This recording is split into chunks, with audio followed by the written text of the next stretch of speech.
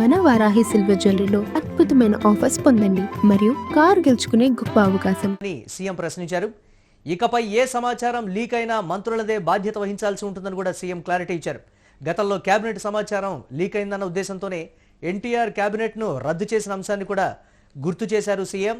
మరోసారి ఇలాంటి ఘటనలు జరిగితే కఠిన చర్యలు తప్పవని కూడా హెచ్చరించారు. దీనిపై మరిన్ని అప్డేట్స్ మా కరెస్పాండెంట్ వెంకట్ అందిస్తారు. వెంకట్, ఏ విధంగా చూడాలి? నిజంగా ప్రభుత్వంలో తీసుకునేటువంటి ప్రతి నిర్ణయం కూడా ముందుగానే లీక్ అవుతోందనేటువంటి మాట, అది వైఎస్ఆర్ కాంగ్రెస్ పార్టీ విమర్శించేటువంటి విధానానికి సంబంధించి కావచ్చు, ప్రజల్లోకి వెళ్ళేటువంటి అంశానికి సంబంధించి కావచ్చు, పర్టికులర్గా చంద్రబాబు సీరియస్ అయినటువంటి పరిస్థితి ఏంటి, ఎలా చూడాలంటారు ఈ పరిణామాన్ని? ఎస్ మురళి, అంటే రాజకీయంగా సాధారణంగా అంటే సమాచారం లీక్ అవడం ఇవన్నీ కూడా మనం ఈ మధ్య కాలం అయితే సహజంగా మారిపోయినటువంటి వ్యవహారం. అయితే ముఖ్యంగా ప్రభుత్వంలోని సమాచారం లీక్ కావడం అనేది కొంత ఇబ్బందికర పరిణామంగా చెప్పుకోవచ్చు. అయితే తాజాగా ఏపీ కేబినెట్ సమావేశం సందర్భంగా సీఎం చంద్రబాబు ప్రస్తావించినటువంటి అంశాలు కొంత ఆందోళన కలిగించే విధంగా ఉన్నాయి. అంటే ప్రభుత్వంలో ఉన్నటువంటి కీలక సమాచారం ఏదైతే ఉందో అది పదే పదే లీక్ అవుతుంది. అది ముఖ్యంగా కేబినెట్ లో ఈ అంతర్గతంగా మాట్లాడుకునేటువంటి విషయాలు కూడా లీక్ అవుతున్నాయి. అంటే ఇటీవల ఎమ్మెల్యేలతో నిర్వహించినటువంటి సమావేశం సందర్భంగా జరిగినటువంటి పరిణామాలు కానీ ఇవన్నీ కూడా కొంత మీడియాలో హడావుడి జరుగుతుంది అనేటువంటి అసంతృప్తి కూడా సీఎం చంద్రబాబు వ్యక్తం చేసినటువంటి పరిస్థితి ఉంది. అయితే సమాచారాన్ని ఎవరు లీక్ చేస్తున్నారు ఏంటి అనే దానికి సంబంధించి పూర్తి క్లారిటీ లేకపోయినప్పటికీ కూడా చంద్రబాబు మాత్రం దీనికి మంత్రులే బాధ్యత వహించాలనేది కొంత ఘాటుగా చెప్పినటువంటి పరిస్థితి. అయితే ఏ సమాచారం లీక్ అవుతుంది ఏంటంటే కేబినెట్ లో చర్చించాల్సినటువంటి అంశాలకు సంబంధించి ఏదైతే కొంత అంటే ఆఫ్ కెమెరా మాట్లాడుకుంటారో వీటికి సంబంధించి కొన్ని అంశాలను బయటకు లీక్ చేస్తున్నారనే అంశానికి సంబంధించి చంద్రబాబు కొంత అసంతృప్తి వ్యక్తం చేసినట్టుగా కూడా తెలుస్తుంది. ఏంటంటే ఏ విధంగా చూడాలంటే కొత్తగా కేబినెట్లోకి వచ్చినటువంటి మంత్రులు అంటారా, లేకపోతే దీనికి సంబంధించి వారి వద్ద ఉండేటువంటి వారు, దాన్ని ఎలా చూడాలంటారు?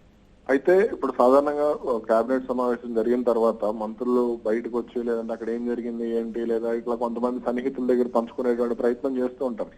అయితే ఇదేమన్నా శృతి మించిందా అనే దానికి సంబంధించి కొంత అయితే కేబినెట్ కి సంబంధించి అంటే గతంలో అవగాహన లేని కొత్త మంత్రులు ఎవరైతే ఉన్నారో వీళ్ళేమన్నా ఉన్నారా, అయితే తొలిసారికి ఎమ్మెల్యేగా ఎన్నికైన వాళ్ళు కానీ లేదంటే ఇప్పుడు కొత్తగా కేబినెట్ లోకి అడుగు పెట్టిన వాళ్ళు కానీ వీళ్ళెవరు అంటే ఇప్పుడు సాధారణంగా 2024లో చంద్రబాబు నాయుడు సీనియర్లను పక్కన పెట్టి కొత్త నాయకత్వాన్ని మంత్రివర్గంలో తీసుకోవాలి అనేటువంటి ఆలోచన చేశారు. అయితే దీని వల్ల అంటే తొలిసారి కేబినెట్ లో సీనియర్లకు జూనియర్లకు సంప్రాధాన్యత ఇస్తూ పయోలకు ఇస్తుందని ఇట్లా కొత్త సవిత కానీ ఇట్లా కొత్త వారికి అవకాశం ఇచ్చారు. అలాగే అటు వైసీపీ నుంచి వచ్చినటువంటి పార్థసారథి లాంటి వాళ్ళకు కూడా అవకాశం ఇచ్చినటువంటి పరిస్థితి. కాబట్టి సమాచారం ఎవరు లీక్ చేస్తున్నారు ఏంటనే దాంట్లో ఇప్పటివరకు క్లారిటీ లేకపోయినా అయితే సున్నితమైనటువంటి సమాచారం లీక్ అయ్యింది అనేటువంటి అంశానికి సంబంధించి చంద్రబాబు కొంత ఆందోళన వ్యక్తం చేసినట్టుగా కూడా తెలుస్తోంది.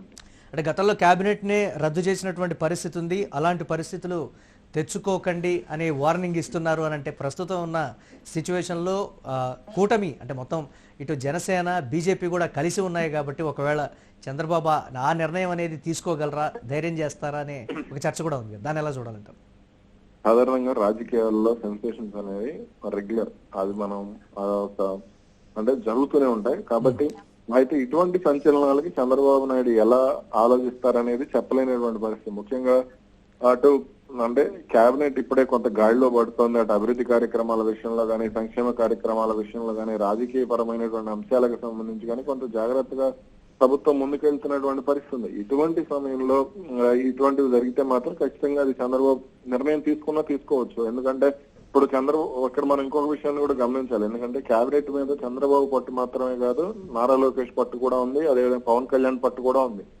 వీళ్ళ ముగ్గురు కలిపి ఏదైనా డెసిషన్ తీసుకుంటే అటు బీజేపీతో చర్చించి అది కీలక పరిణామాలుగా దారి తీయొచ్చు. గతంలో ఎన్టీఆర్ చేసింది చంద్రబాబు కూడా చేసినా సరే మనం ఆశ్చర్యం అంటే రాజకీయాల్లో ఏదైనా జరగవచ్చు, వాతావరణంలో ఎలా ఏదైతే జరగవచ్చు, రాజకీయాల్లో కూడా అదే జరగవచ్చు. అంటే ప్రభుత్వం ఎంత సీరియస్ గా ఉందో ప్రజలకు కూడా అర్థమవుతుంది అనేటువంటి ఒక కోణాన్ని కూడా డిస్కషన్ కి వస్తుంది కదా వెంకట్, దాన్ని ఎలా చూడవచ్చు? అంటే సమాచారానికి సంబంధించి అంటే మంత్రులు ఎలా పనిచేయాలి ఏంటి, సమాచారానికి ఉన్నటువంటి ప్రాధాన్యత ఏంటి, అంటే రాజకీయ పరమైనటువంటి అంశాలకు ఉన్నటువంటి ప్రాధాన్యత ఏంటి అంటే అనేటువంటి అంశాలకు సంబంధించి కొత్త వారికి అంటే ప్రజలకు కూడా అంటే తెలిసే విధంగా అంటే సమాచారాన్ని రాష్ట్ర ప్రభుత్వం కానీ పనితీరు విషయంలో కానీ రాష్ట్ర ప్రభుత్వం ఎంత పక్కాగా ఉంది, పకడ్బందీగా ఉంది అనేటువంటి సిగ్నల్స్ కూడా ఆల్మోస్ట్ చంద్రబాబు ఈ కామెంట్స్ అయితే ఇచ్చినట్టుగానే కనబడుతుంది. Right, thanks for updates Venkat. ఇక మంత్రులపై సీఎం చంద్రబాబు సీరియస్ అయ్యారు. కేబినెట్ ఎజెండాతో సహా ప్రభుత్వంలోని కీలక సమాచారం ఎలా లీక్ అవుతుందని కూడా సీఎం ప్రశ్నించారు. ఇకపై ఏ సమాచారం లీక్ అయినా మంత్రులదే బాధ్యత అని కూడా సీఎం నొక్కి చెప్పారు. గతంలో కేబినెట్ సమాచారం లీక్ అయిందన్న ఉద్దేశంతోనే ఎన్టీఆర్ కేబినెట్ను రద్దు చేసినటువంటి అంశాన్ని కూడా గుర్తు చేశారు. మరోసారి ఇలాంటి ఘటనలు జరిగితే కఠిన చర్యలు తప్పవని కూడా హెచ్చరించారు.